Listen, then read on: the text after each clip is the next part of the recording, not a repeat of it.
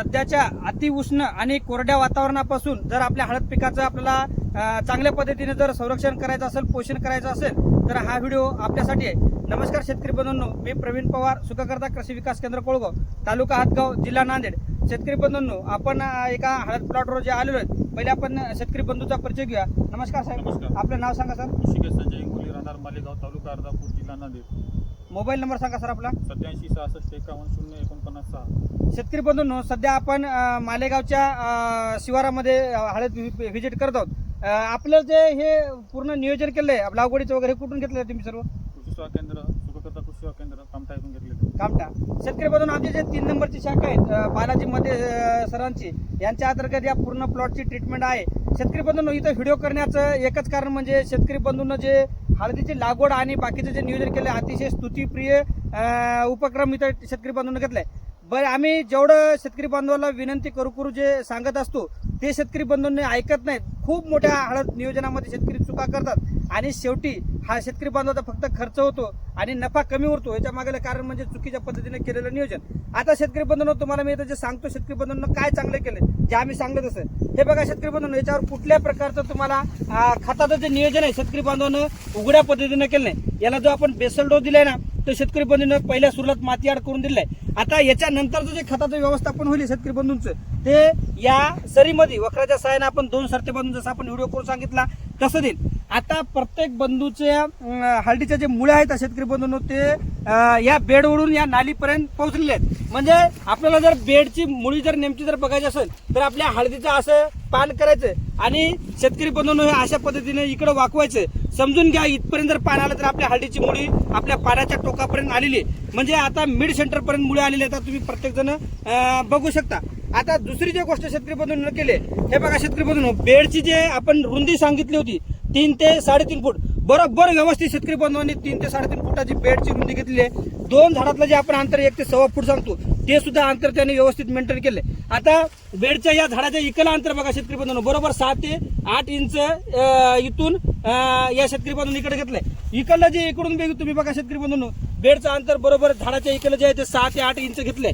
बेडची आपण जी उंची सांगतो शेतकरी बंधूंनो 6 ते 8 इंचाची, ते सुद्धा उंची शेतकरी बंधूंनी बरोबर मेंटेन केले. आता बरेच शेतकरी वारंवार हळदीची या नालीमध्ये मशागत करत आहेत आणि इथली माती या कंदार टाकण्याचा प्रयत्न करतात. शेतकरी बंधूंनो, तुमच्या वारंवार मशागतीनं रेझरमुळे हे इथल्या तर मुळ्या सगळ्या खराब होऊन जातात, तुटून जातात, पण साईडच्या मुळ्या सुद्धा रेझर घासून तुमच्या सर्व मुळ्या खराब होत आहेत. हळद पीक सध्याच्या परिस्थितीत खूप ट्रेसमध्ये आहे. हळद पिकाच्या मुळ्या तोडू नका शेतकरी बंधूंनो. सर्व शेतकरी बांधवांच्या सध्या हळदी फुटव्यावर आलेले आहेत. त्यामुळे तुम्ही आता पिकाची काळजी घ्या. हळदीला वारंवार मशागत करणं अतिशय चुकीची पद्धत आहे. आपल्याला फक्त हळदीला एकदा लागवड केल्याच्या नंतर या शेतकरी बंधूंनो 4 बोटं माती एकदा चढवलेली आहे. त्याच्यानंतर आपल्याला हळदीला जेव्हा फुटव्याची पूर्ण वाढ होईल त्यावेळेस म्हणजे 100 दिवसाच्या नंतरच आपल्याला हळदीची फुटव्याची एकदा आपल्याला माती द्यायची गरज आहे. ज्यावेळेस त्यावेळेस आपल्या मुळ्या तुटतील आपण त्यावेळेस मुळ्यावर काम करून चांगल्या पद्धतीने आपण त्याचं नियोजन करून घेऊ. तर शेतकरी बंधूंनो, आपण जे एवढं बेडची लांबी रुंदी वगैरे सगळ्या गोष्टी सांगायचं मुख्य कारण म्हणजे जिथं आपलं तण वाढतंय तिथं शेतकरी बांधवांनी खूप मोठी नाली करून ठेवली आणि जिथं आपला माल लागणार आहे, जिथं शेंगा येतात तिथं शेतकरी बांधवांनी आपल्या जागा ठेवली नाही, अतिशय निमुळते बेड केले. तर शेतकरी बांधवांनो, हे खरोखर चुकीची पद्धत आहे. आपल्याला मालाला वाढण्यासाठी, हळदीला माल चांगला लागण्यासाठी बेड रुंद असणे गरजेचं आहे. आणि आपल्याला जेव्हा शेंगा सुरू होतील त्यावेळेस ही जर बेडची उंची कमी राहील तर इथली माती आपल्याला पॉवर टिलरने इथं टाकणं खूप सोपं होईल. आणि खरोखर ज्यावेळेस आपल्याला मातीची गरज असते 100 ते 120 दिवसानंतर, त्यावेळेस आपल्याला उपलब्ध इथं माती होऊन आपल्याला हळद शेंगा पोसण्यासाठी मदत होईल. तर आता अशाच्या परिस्थितीमध्ये जे सगळ्यात महत्त्वाचं आणखी जे नियोजन आहे शेतकरी बंधूंनो, ते पाण्याचं नियोजन करणं गरजेचं आहे. आता खूप मोठ्या प्रमाणामध्ये शेतकरी बांधव पाणी काही जर देत असेल तर खूप चुकीच्या पद्धतीने देत आहेत, तर काही शेतकरी पाणी देत नाहीत. त्यांचं असं म्हणणं आहे की आता आपण जर अशा वातावरणामध्ये पाणी जर दिलं तर आपल्या हळदीला सड लागेल. तर त्याच्याविषयी मी थोडक्यात म्हणजे तुमचा संभ्रम दूर करेन. शेतकरी बंधूंनो, तुम्ही जर चुकीच्या पद्धतीने पाण्याचं व्यवस्थापन केलं तर सड लागायला काही मोठी गोष्ट नाही. याचं काय कारण, शेतकरी बांधव येतात आणि ऐन वेळेला म्हणजे कुणाची 12ला 1ला लाईट येते त्या टायमाला येऊन शेतकरी बांधव जेव्हा जमीन तापलेली असते त्या टायमाला मोटर लावतात. मग शेतकरी बांधवांनो, जमीन तापलेली असली की मुळ्याला शॉक बसत असतो. जर तुम्हाला ड्रीपने जर पाण्याचं व्यवस्थापन जर करायचं असेल तर तुम्ही जमीन तापायच्या आधी म्हणजे 8-9 वाजेपर्यंत येऊन तुम्ही मोटर लावा आणि मग जर तुमची दिवसभर जरी मोटर चालू राहिली तर काही अडचण नाही. पण तुम्ही एकच वेळेस तुमचा जो बेड आहे तो चांगला भिजेल असं पाणी देऊन घ्या. वारंवार बेड ड्रीपनं पाणी तुम्ही देऊ नका. हळदीत वापसा व्यवस्थित मेंटेन करा.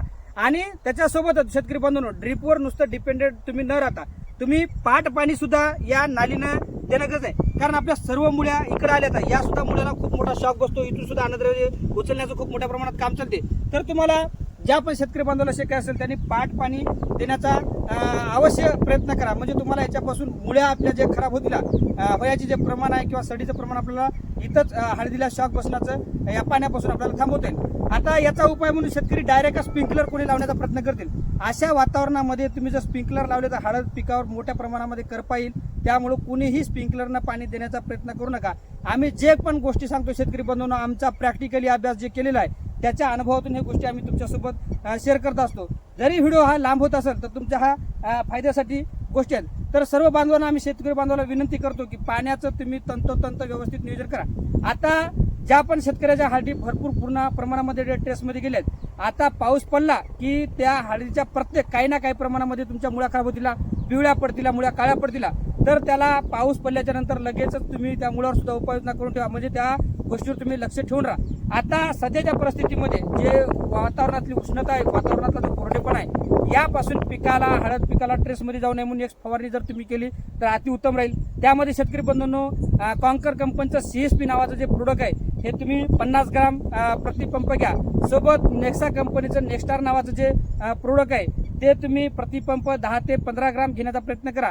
तिसरं प्रोडक्ट शेतकरी बंधूंनो, चांगल्या कंपनीचं चिलिटेड झिंक 12% 25 ग्राम घ्या आणि एखादं स्टिकर.